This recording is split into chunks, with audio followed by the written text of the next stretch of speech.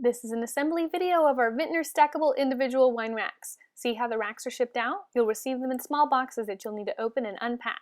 This example is of stained racks, so wax paper may be included with your stain order if boxed during a humid month so they don't accidentally stick together. Today we'll be assembling two 4-foot, 3-column individual wine racks. Once we assemble them, we're going to show you how to stack them. Let's watch our experienced installation manager start by standing the racks up to assemble. However, you may find it easier to lay the racks down, so use whichever method is easiest for you.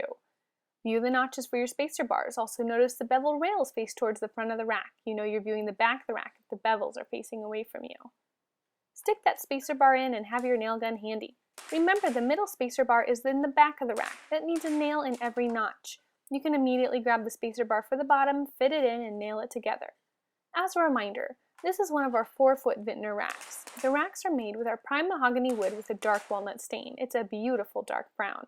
The SKU is VIN for Vintner, PM for prime mahogany, DW dark walnut, IND3 for individual 3-column.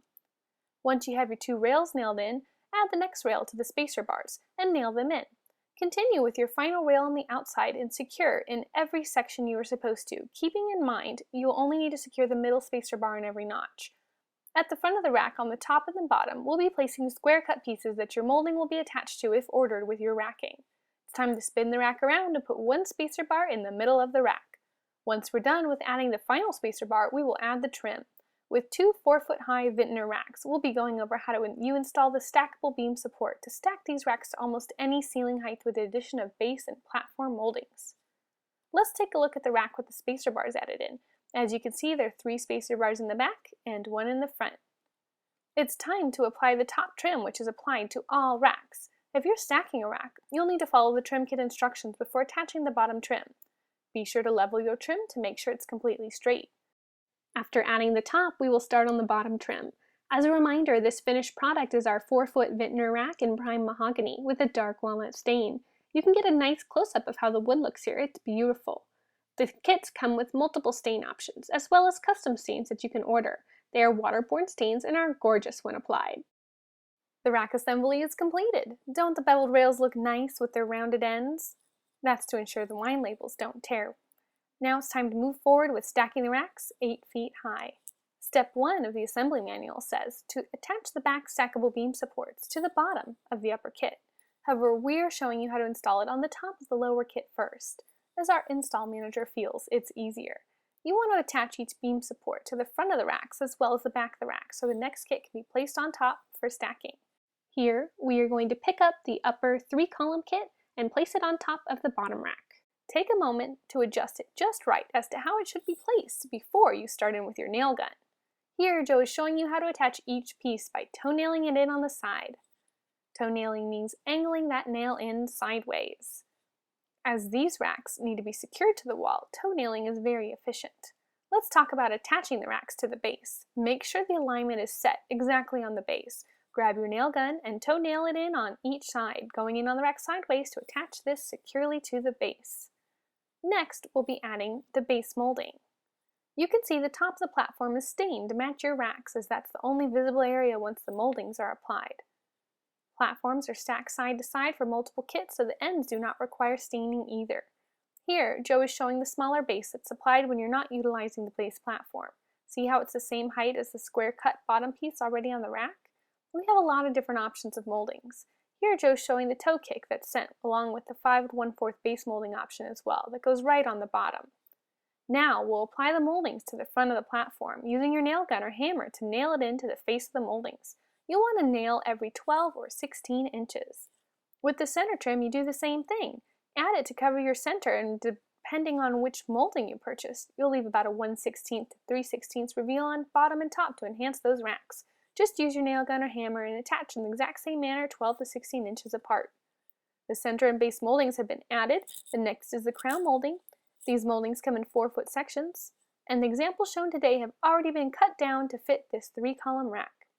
Adding the crown molding is just the same as the rest. Shown is an example of regular crown that'll go on top, and also we have an example of our 2-step crown to add some height. Nail it in, and another option to get a complete floor-to-ceiling look, you can add in another molding to be flush with your ceiling and get the exact height that you desire. The last but most important step, is to attach it to the wall. Take your bracket and put it on the top spacer bar and on the bottom. That way when the bottle lays on top, it doesn't hit it. For attaching your stackable racks to the walls, you'll want to attach them in several places depending on their height. Joe is adding 2 to the top rack and 2 to the bottom rack. The preferred method of installation is into a stud, but if a stud is not available, use drywall anchors as the next best option. After you put the brackets where they go, put it flush up against the wall and mark the walls where your anchors will be inserted into the drywall for the screws.